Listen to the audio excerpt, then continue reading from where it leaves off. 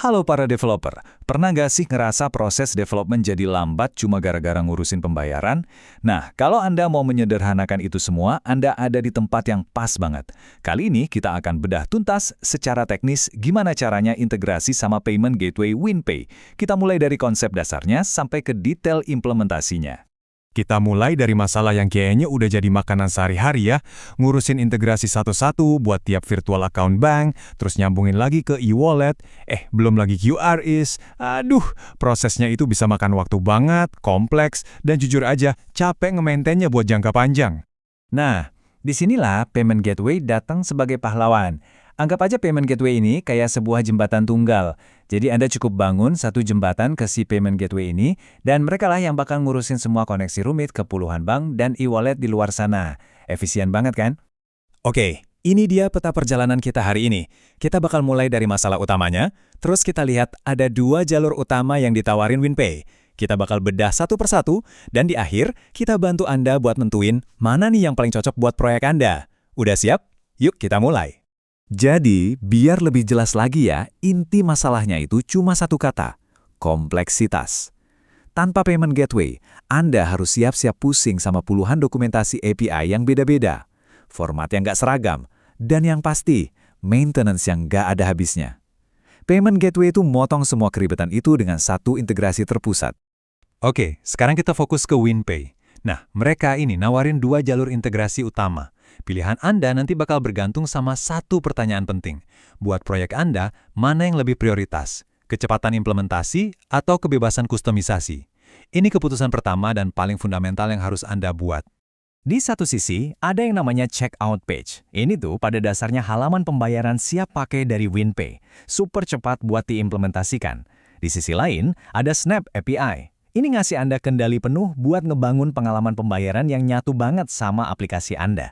Jadi pilihannya, mau yang cepat dan gampang, atau yang powerful dan fleksibel. Yuk, kita bahas jalur pertama dulu, yang saya suka sebut rute ekspres, checkout page. Kalau target Anda adalah bisa nerima pembayaran secepat kilat dengan usaha development seminimal mungkin, ini udah pasti jawabannya. Alurnya simpel banget. Pertama, Anda buat signature. Kedua, kirim data invoice. Ketiga, WinPay ngasih Anda satu URL. Keempat, lempar user Anda ke URL itu. Kelima, setelah user bayar, WinPay bakal ngetok server Anda. Terakhir, server Anda tinggal jawab, accepted. Udah gitu doang. Selesai, nggak pakai ribet. Nah, coba lihat deh. Ini inti dari semua proses tadi. Anda kirim detail invoice, dan sebagai balasannya, Anda dapat respons JSON kayak gini. Fokus ke satu field aja, redirect URL. Ini harta karunnya.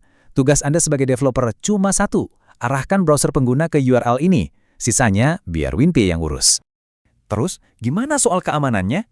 Tenang, prosesnya gampang kok. Anda cuma perlu bikin signature buat buktiin kalau request itu beneran dari Anda. Caranya, gabungin aja timestamp sama secret key yang cuma Anda dan WinPay yang tahu.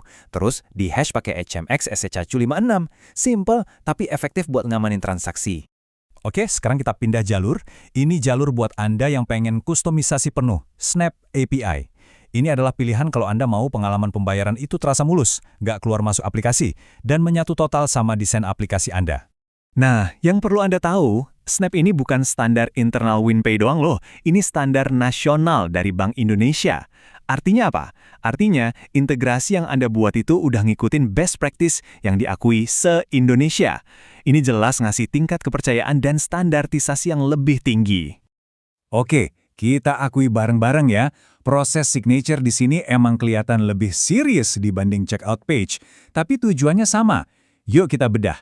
Intinya, Anda bakal bikin sidik jari digital dari data request Anda. Anda hash body request-nya, lalu Anda tanda tangani secara kriptografis pakai private key Anda. Ini cara yang super aman buat mastiin request itu 100% asli dari server Anda dan gak diubah di tengah jalan. Biar nggak ngawang, yuk kita lihat contoh nyatanya. Ini adalah request post buat bikin sebuah virtual account. Perhatiin deh, di sini Anda punya kendali penuh. Anda yang nentuin nama pelanggan, jumlahnya, dan yang paling penting, TRX ID. Nah, TRX ID ini adalah ID transaksi dari sistem Anda sendiri, jadi nanti gampang banget buat nyocokin pembayaran ini ke data order di database Anda. Dan ini dia responsnya kalau berhasil. Anda bakal dapat nomor virtual account yang bisa langsung ditampilin ke pengguna.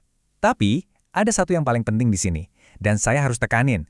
Kontrak ID. Simpan ID ini baik-baik di database Anda. Ini krusial banget. Anda bakal butuh ID ini nanti kalau mau cek status atau ngelola VA tersebut. Nah, ini poin yang sangat-sangat krusial. Keamanan itu jalannya dua arah, bukan cuma Anda yang harus nandatanganin request ke WinPay. Sebaliknya, pas WinPay ngirim notifikasi pembayaran ke server Anda, mereka juga akan ngasih signature. Tugas Anda? Wajib, harus, kudu memvalidasi signature itu pakai public key-nya WinPay. Ini satu-satunya cara buat mastiin notifikasi itu asli, bukan dari penipu. Oke, kita udah lihat kedua jalurnya. Sekarang, biar makin mantap, ayo kita sandingkan keduanya secara langsung. Ini bakal bantu Anda banget buat ngambil keputusan yang paling pas buat proyek Anda. Tabel ini ngerangkum perbedaan teknis intinya. Gampangnya gini, checkout page itu pakai satu kali secret key yang sama buat bikin dan verifikasi signature. Simple. Sementara itu, Snap API pakai sistem kunci publik-privat. Anda nandatanganin pakai private key Anda, dan WinPay ngeverifikasi pakai public key Anda. Emang lebih kompleks, tapi jelas jauh lebih aman, karena kunci privat Anda nggak pernah keluar dari server Anda.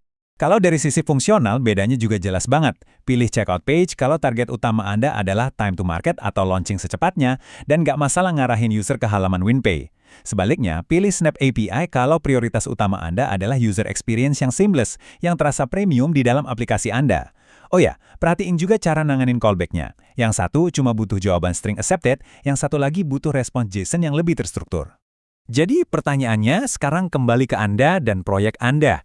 Apakah Anda butuh kecepatan dan kesederhanaan dari checkout page biar bisa cepat launching? Atau Anda butuh kekuatan dan fleksibilitas dari Snap API buat ngebangun pengalaman pembayaran yang terintegrasi penuh? Pilihan yang tepat itu sepenuhnya tergantung sama tujuan, skala, dan sumber daya proyek Anda. Semoga penjelasan ini ngebantu Anda ngambil keputusan yang paling tepat ya. Selamat ngoding!